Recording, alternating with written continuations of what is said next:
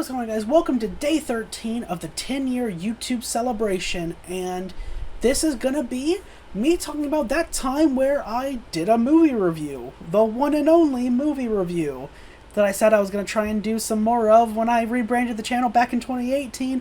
I did one, and that was of the Tomb Raider 2018 movie. Now, I will say, I did just rewatch that review from 2018 me to get an idea of what I felt at the time, and also I want to say I have not watched that movie actually since it came out, since I started writing the script. So yeah, but rewatching the review, getting an idea of it, that video in particular, I'm not mad at it in any way. One thing I do really like about it is me including that comic that's attached to the reboot, the 2013 reboot's definitive edition.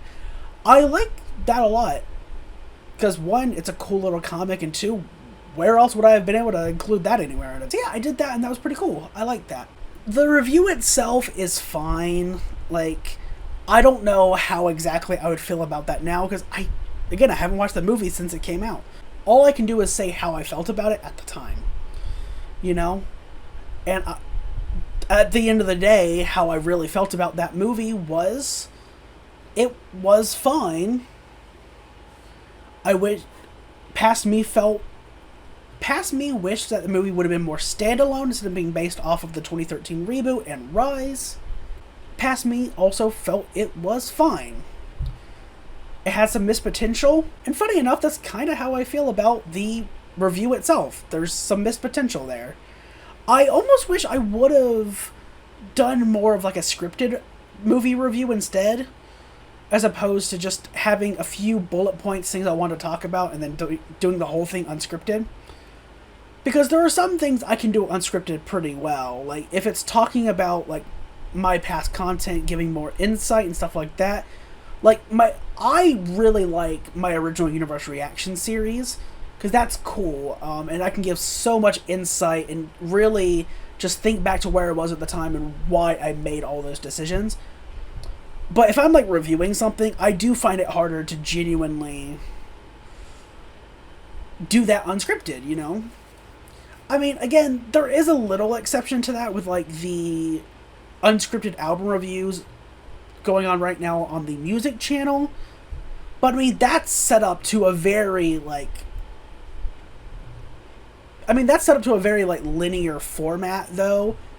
I sit down, I do the intro, I start listening to each song, pausing once each song is done, and then I talk about those songs before moving on to the next song.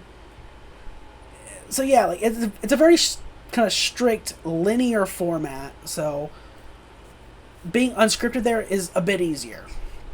But yeah, I do kind of wish that I had a bit more of a script or something for the Tomb Raider movie review. But yeah, at the end of the day, I think it's a totally fine video.